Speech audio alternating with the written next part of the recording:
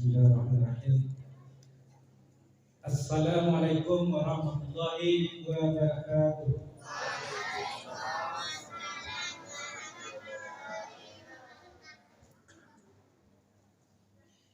Alhamdulillahirabbil alamin. Wassalatu wassalamu ala asrafil anbiya'i wal mursalin wa ala alihi wa sahbihi ajma'in. Asyhadu an la ilaha illallah wa asyhadu anna Muhammadan abduhu wa rasuluh. Sallallahu alaihi wasallam dan ba'da. Allahumma shalli wa sallim ala Muhammad wa ala alihi wa sahbihi ajma'in. Qala Allah ta'ala fil Qur'anil Karim. A'udzu billahi minasyaitonir rajim. Bismillahirrahmanirrahim. Ya ayyuhalladzina amanu kutiba alaikumus syiyam kama kutiba alal ladzina min qablikum la'allakum tattaqun. Ayyaman ma'dudat faman kana minkum maridan aw ala safarin fa iddatan min ayyamin ukhra. Hai orang-orang yang beriman, diwajibkan atas kamu berpuasa sebagaimana yang telah diwajibkan atas orang-orang sebelum kamu, agar kamu bertakwa, yaitu beberapa hari yang tertentu. Maka barang siapa di antara kamu sakit atau dalam perjalanan lalu tidak dapat berpuasa, maka wajib mengganti sebanyak hari yang tidak berpuasa itu pada hari-hari yang lain. Al-Quran Surat Al-Baqarah ayat 183 dan 180. Bapak, ibu-ibu, saudara, kaum muslimin sidang kami rahmatullah. Tiada lain kata yang harus kita sampaikan, kita sanjungkan kehadirat Allah Subhanahu wa taala karena berkat rahmat, karunia dan inayahnya, dengan nikmat sehat, dengan nikmat kesempatan, terutama dengan nikmat iman yang selalu kita jaga dan kita perbaharui. Alhamdulillah pada malam hari ini kita dapat hadir dalam menunaikan kewajiban kita sebagai hamba.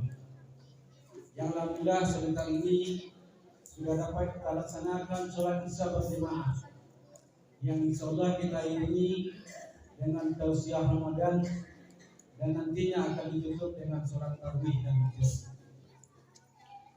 Kemudian selawat dan salam tak lupa juga kita sampaikan pada junjungan kita Nabi besar Muhammad sallallahu alaihi wasallam. Allahumma shalli ala sayyidina Muhammad wa ala alihi wa sahbihi.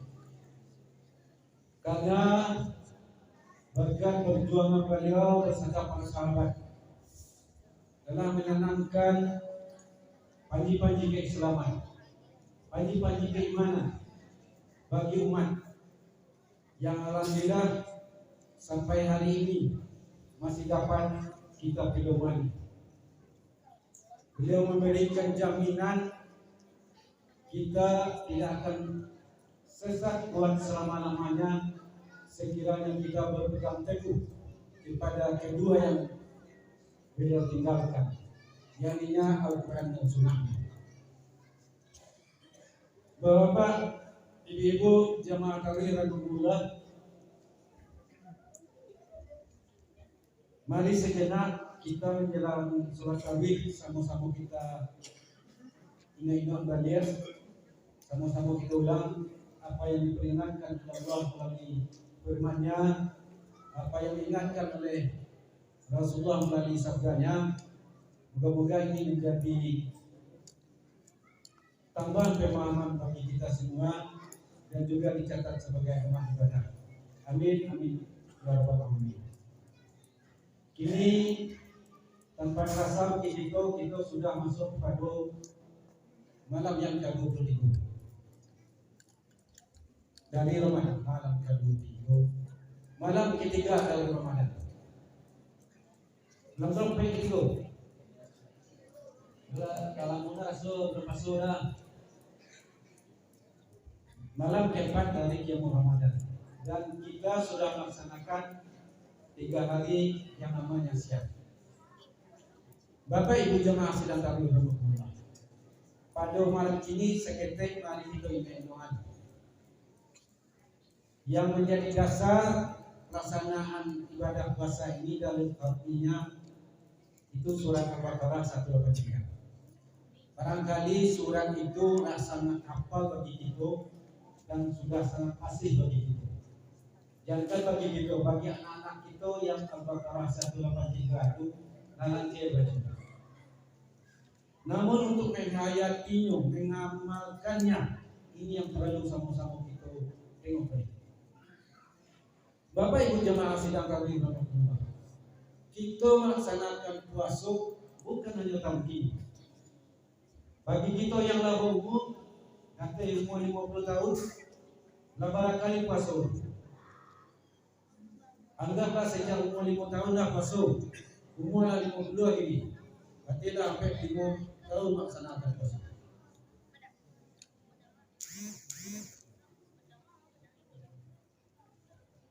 Ada anak-anak kita yang baru di SD, TK, itu sudah melaksanakan puasa. Maka setiap Ramadan itu, Bapak sekalian, yang merupakan suatu wadah di samping merupakan amal dan ladang ibadah, juga menjadi salah satu lembaga pendidikan bagi kita. Karena itu panggilan untuk puasa itu memang didasari dengan panggilan ya ayyuhallazina amanu. Itu yang dipangkali, yang diawali dengan huruf nida. Kalau dalam bahasa Arabnya adalah huruf nida. Ya ayyuhallazina amanu. Biasanya setiap kalimat yang dipanggil sesudah amanu itu adalah perintah amal soleh. Apakah merupakan perintah amal ataupun yang merupakan larangan? Boleh kita tengok setiap panggilan ya ayyuhallazina amanu sesudah itu merupakan perintah. Apakah perintah menjalankan ibadah atau perintah atau larangan menjauhi segala sesuatunya? Maka sesungguhnya ibadah puasa ini tidak dikembangkan panggilannya kepada ya ayyuhallazina amanu, tapi memang dipanggil orang-orang yang beriman.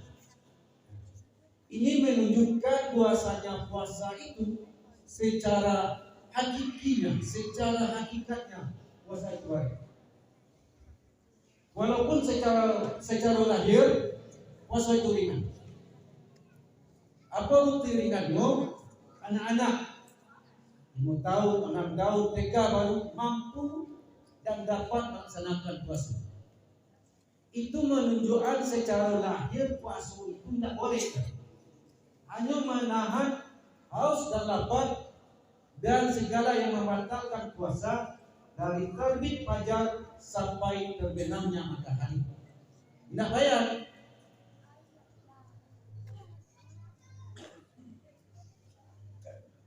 Namun kalau lebih kita dalami dan lebih kita hayati, bahwasanya puasa itu bukan hanya sebatas yang demikian saja.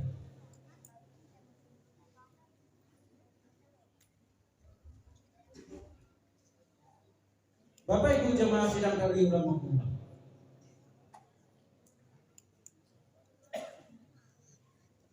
Kalau dikatakan Ramadan itu salah satu lembaga pendidikan untuk melatih kita, baik melatih bagaimana membanyak amal ibadah, melatih bagaimana rajin ke masjid, dan begitu juga melatih dan membina bagaimana anak-anak kita tata cara di dalam rumah ibadah, tata cara beribadahnya. Itu Itu dilatih. Yang tujuannya dan tak bukan adalah bagaimana mengaplikasikan dan membuktikannya setelah bulan yang akan datang. Anak-anak kita lah contohnya pada malam ini. Walaupun memang ada sebagian sekolah dan barangkali seluruh sekolah memberikan tugas kepada anak-anak untuk mencatat. Tapi bukan hanya sekadar mencatat itu yang menjadi tolak ukur dalam rangka pembinaan dan latihan bagi anak-anak itu untuk ke rumah ibadah. Tapi bagaimana tata cara mereka di dalam rumah ibadah? Bagaimana tata cara sholat, adab dan etika di rumah ibadah? Dan ini merupakan tanggung jawab kita semuanya. Dan terkhusus tentu kepada orang tua. Tadi pengurus masjid sudah berulang-ulang menyampaikan, anak yang membuka ilmu suci dan membunyikan marcun jo, letusan jo, dan itu sudah diawali dengan surat Pak Wali Nagari yang dibacakan pada malam pertama. Apakah itu berbekas atau tidak bagi anak-anak kita? Terbukti belum. Nah, malam pertama juga menurut kedua tadi, nah ada beberapa anak itu yang melakukan hal demikian. Itu menjadi bahan evaluasi dan perhatian kita bersama, terutama orang tua. Kalau untuk jaya aja kemauan tak didongan,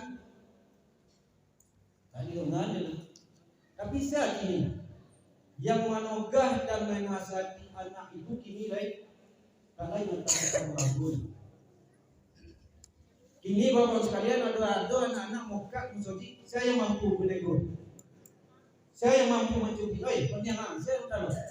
Atau itu ibu dorong, tidak ada dorong kita. Coba lah ibu, bapak tegur, cubi seketai. Itu lapor ke rumah Pak Maya. Apa kerja Pak Maya?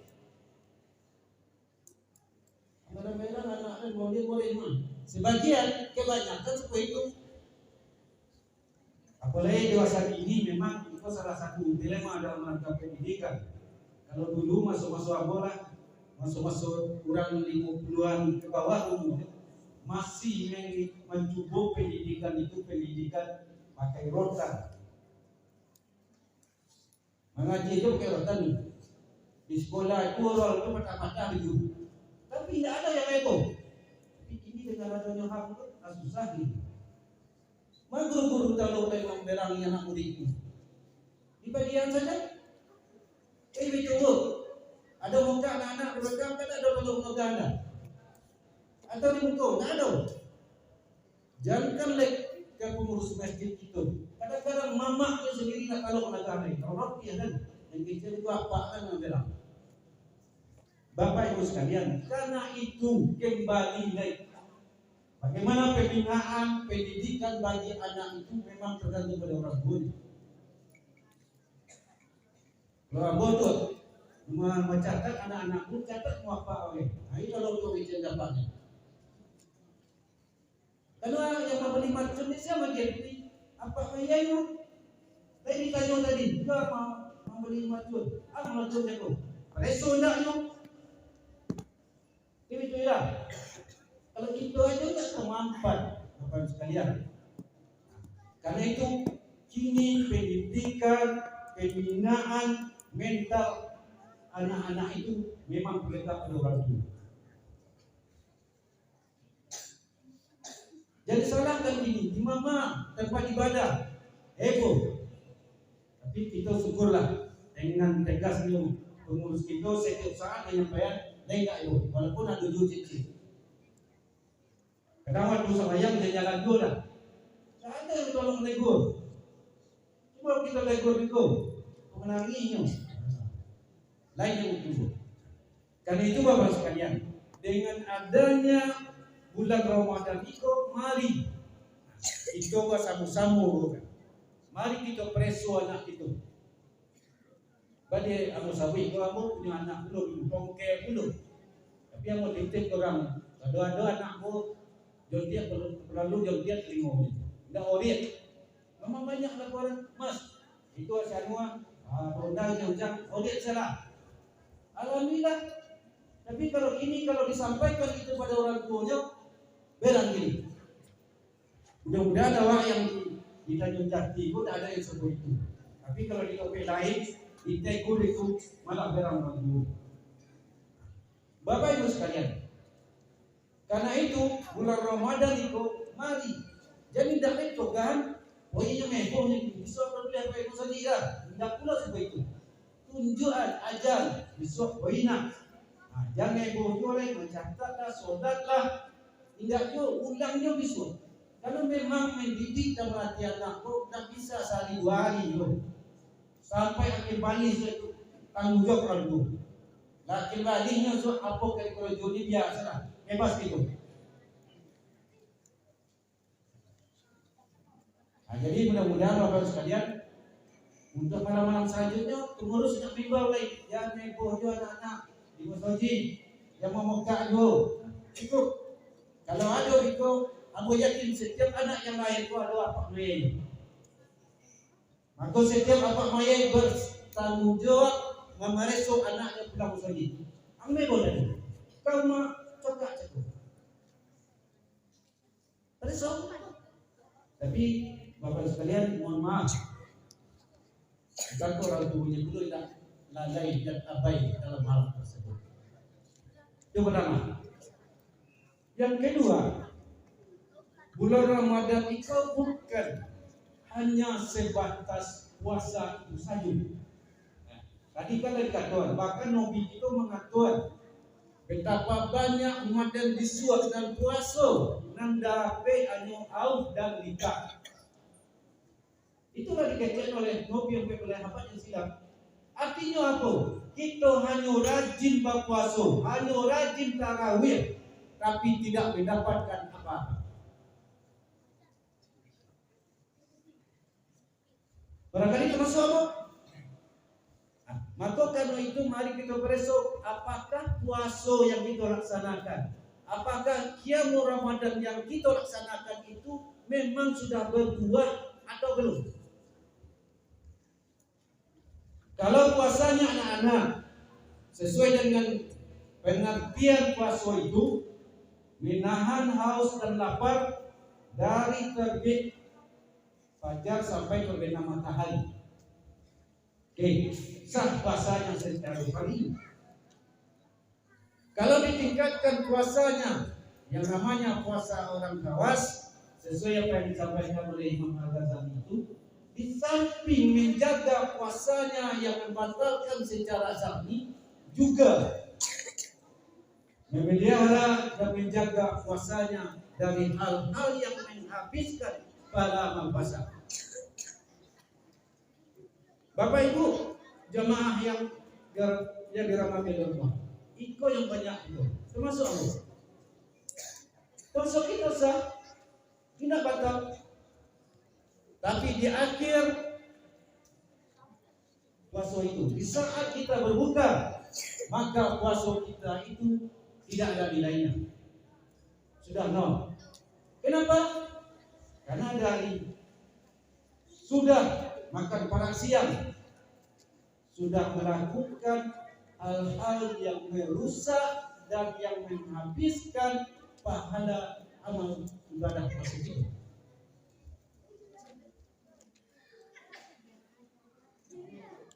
Apa yang menghabiskan? Banyak. Bacalah surat Al-Hujurat. Itulah penyakit-penyakit yang dari kalbu itu yang menghabiskan pada amal tersebut. Disitulah baliknya puasa yang sesungguhnya. Bukan hanya sekadar menahan haus dan lapar, tapi juga memelihara puasa kita itu tidak rusak dan tidak habis. Bu, baju yang batal puasa tidak? Hah? Tidak batal. Maka kita tidak bergunjing dan berdusta. Karena tidak batal puasa. Mengicuan batal puasa? Tidak. Mandi yang batal puasa? Tidak. Tapi sadarkah kita hal-hal itulah yang menghabiskan pahala amal ibadah puasa itu?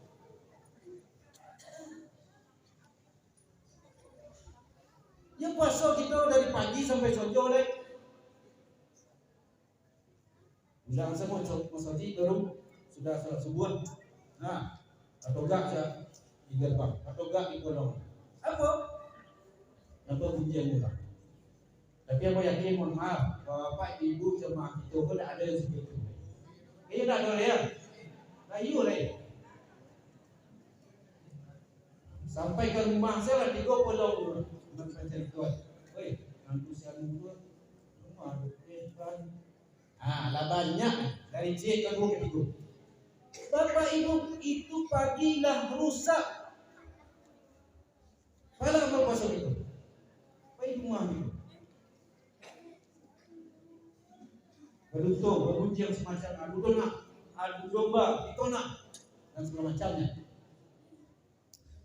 Inilah hal-hal yang memberatkan yang sesungguhnya puasa itu menjaga anggota tubuh kita. Secara lahirnya mata, tangan, kalau itu pasti itu bisa jaga. Tapi yang dari kalbu kita, yang dari dalam itu yang payah. Karena Bapak Ibu sekalian, perbuatan-perbuatan yang demikian tanpa modal. Sambil jalan saya dari ujung bisa diperbuat, tapi itu sudah merusak amal ibadah puasa kita. Mudah-mudahan Bapak Ibu sekalian, bagi kita yang betul-betul melaksanakan ibadah puasa tersebut, ikut terjauhi sehingga nanti apa yang diiming-imingkan dan dijanjikan oleh Al-Baqarah 183 itu la'allakum tattaqun. Insyaallah itu baru dapat. Bapak Ibu jamaah yang berhadir, jangan dikira setiap kita yang melaksanakan puasa, setiap kita yang menegakkan siam Ramadan mendapatkan derajat takwa, belum tentu. Termasuk Allah sudah mengibaratkan dengan kalimat la'alla. Itu ada kalimat tamani, pengharapan. Kalian karojolah puasa dengan ikut tata caranya segala macamnya dan ikut tindak mulia semacamnya. Jalankan itu. Mudah-mudahan kamu mendapat derajat takwa.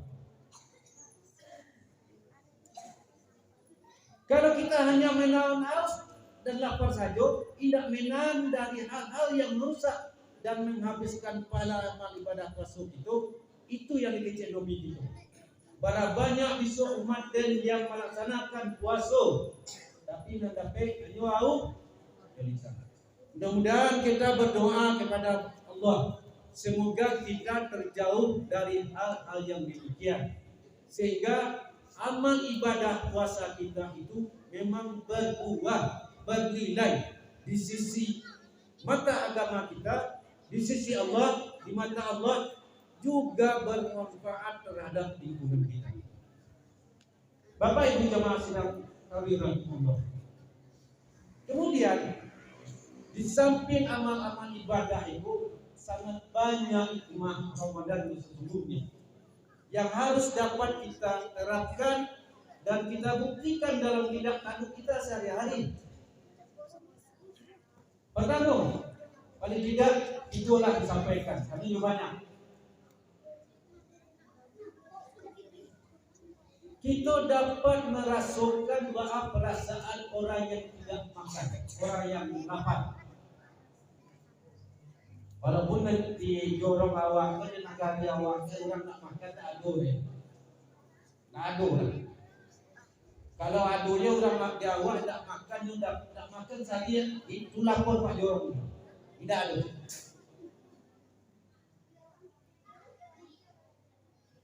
Tapi dengan puasa kita dapat merasakan seluruh itulah orang yang susah yang tak makan. Dan itu pun makan kita hanya dari pagi sampai sore. Coba orang yang batu-batu yang tidak dapat makan itu. Ada yang sampai 2 hari, 3 hari. Dengan puasa itu kita dapat merasakan, sehingga akan tumbuhlah yang namanya rasa peduli terhadap lingkungan. Maka kita dengan puasa itu idealnya seharusnya banyak memberikan sedekah infak, memberikan bantuan.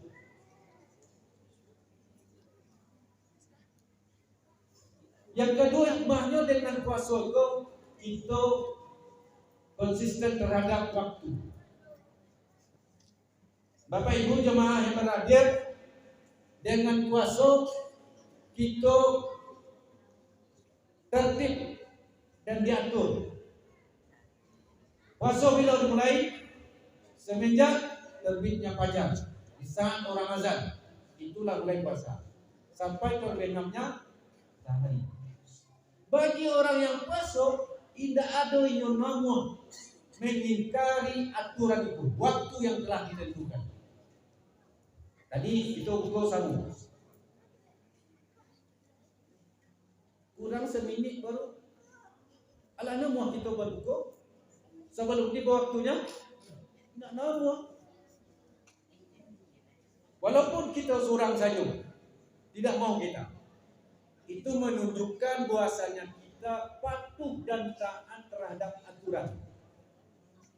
Maka seharusnya bagi orang yang berpuasa pun harus menerapkan aturan dan ketertiban itu terhadap kegiatan dan lingkungannya sehari-hari.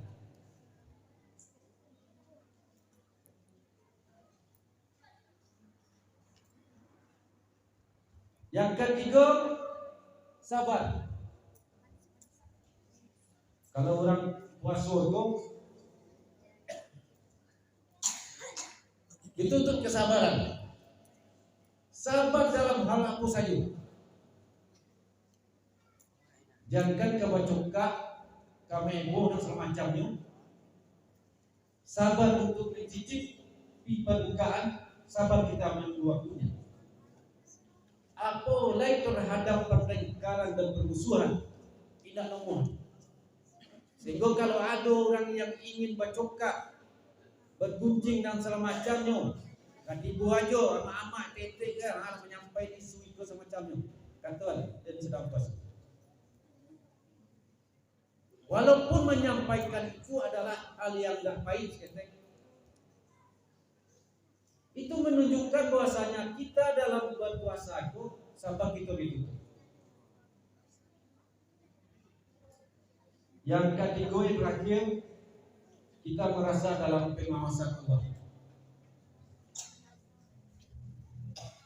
Bapak Ibu, apa yang kita lakukan, tindak tanduk kita sehari-hari. Kalau kini kalau banyak, atau di musoji aja nak percaya dan dipasang CCTV di tempat-tempat umum, di kantor-kantor, untuk mengawasi. Tapi apakah cukup dengan CCTV itu? Cukup. Maka dengan puasa, Bapak sekalian, lebih dari CCTV itu, kita merasa diawasi dan merasa bersama dengan Allah untuk selama-lamanya. Maka tindak tanduk kita, perbuatan kita itu, kita tahu dan yakin selalu diawasi oleh Allah. Untuk memahamkan ego memang tidak mudah. Misalnya kita saja beberapa kali kemadiaman, ada CCTV madiam jo. Karena orang yang berbuat demikian, ini tidak tahu, tidak paham bahwasanya yang lebih mengawasi dan memantau adalah Allah. Bapak Ibu jemaah sidang kawin. Karena itu, mumpung puasa kita masih 3 hari, insya Allah 27 hari lagi, kalau tidak ada perubahan, mari kita jaga, mari kita pelihara Dan mari kita waspada terhadap hal-hal yang merusak dan menghabiskan pada amal ibadah puasa kita itu. Kalau memang kita menginginkan apa yang disampaikan oleh Nabi kita, man shoma wa qama ramadanan imanan wa ihtisaban firalahu ma taqaddama min dzalik. Walaupun untuk berbuat hal demikian harus ada dua syaratnya. Iman. Apa yang iman? Kalau kajian iman cukup panjang. Ihtisaban, punya perhitungan. Ada hitung-hitungannya. Mulai hitung terhadap diri kita, berapa kita menghitung baru nikmat Allah. Kalau dihitung-hitung, Tuhan tidak bisa kita menghitungnya berapa nikmat yang telah diberikan oleh Allah. Apakah kita yang hadir itu setiap hari sempat menghitung berapa nikmat Allah? Tidak terhitung. Kemudian di samping menghitung nikmat Allah, juga menghitung dan menghisap berapa kesalahan, dosa yang telah kita berbuat setiap hari. Itu yang wahtisaban itu. Di samping kita mempunyai ilmu tentang pelaksanaan puasa tersebut. Dua syarat inilah yang menjadi dasar baru orang itu mendapat ghufirallahu ma taqaddama min dzanbi. Akan diampuni dosa-dosanya yang telah lalu. Maka nanti insya Allah kalau orang-orang yang demikian sudah bersih dia, baik secara hubungan, secara horizontal, secara makhluk sudah bersih, dan begitu juga hubungan secara vertikal dengan Khaliknya, maka inilah orang yang berhak nanti mengucapkan minal aidin wal faizin wal fadlin di satu jawab itu. Itu orang yang fitrah. Tapi kalau hubungan masyarakat yang jitu nak belok, tinyak nak berpuji, kalau jitu meheboh, dan dia akan mendapat yang namanya yang fitrah tersebut. Karena itu maka perbaikilah hubungan kita sesama manusia. Karena Bapak sekalian, besok di yaumil mahsyarnya, di yaumil mizannya Allah itu, apa yang paling banyak kita nanti bersengketa perhitungan adalah antara kita. Maka di saat itu, mari kita berbanyak itu silaturahim, saling menggugurkan kesalahan-kesalahan itu. Jangan ada juga kita yang tak berbunyi, maibo semacam itu. Hanya sama tomato karena pertengkaran dunia. Masalah tanah lah, masalah joko lah, masalah anak lah.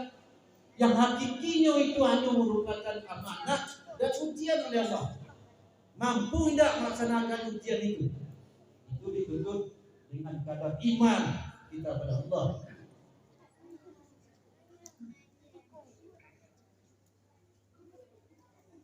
Bagi kita yang mempunyai dosa terhadap Khalik, itu hubungan kita secara individu.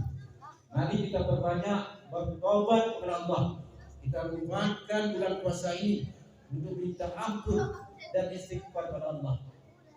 Bersih nanti hubungan sesama kita, suci kita, dan juga diampuni dosa kita oleh Allah. Inilah orang yang fitrah itu. Itulah orang yang mengucapkan takbir nanti di satu sawal itu. Bukan bangga kita dengan orang pakai baju baru, sarung baru, jilbab baru, sejadah baru. Itu orang yang satu sawal, tidak. Walaupun itu sebagai hal yang tidak dilarang, boleh, tapi yang lebih utama adalah kalbunya berhasil. Berhasil terhadap lingkungan, busana, tetangga, dan juga suci terhadap Allah. Inilah nanti orang-orang yang berat mengucapkan minal aidin wal faizin wal fadlin. Inilah orang yang nanti pergi ke tanah lapang mengucapkan takbir Allahu Akbar, Allahu Akbar, Allahu Akbar, walillahi. Kalau nak puasa, nak sembahyang, apa guna pergi lapang? tidak berhak menurut pada Allah, walaupun secara lahir ini orang-orang yang dianggap berbahagia pada hari. Mudah-mudahan kita terlindung pada hal demikian dan semoga kita dapat memperjuangkan ibadah puasa kita ini sehingga kita memang di akhirnya nanti akan mendapat yang namanya piala takwa. La'allakum tattaqun. Mohon maaf dalam penyampaian ini ada tidak pada tempatnya. Terima kasih atas perhatian kita. Wabillahi taufiq wal hidayah. Wassalamualaikum warahmatullahi wabarakatuh.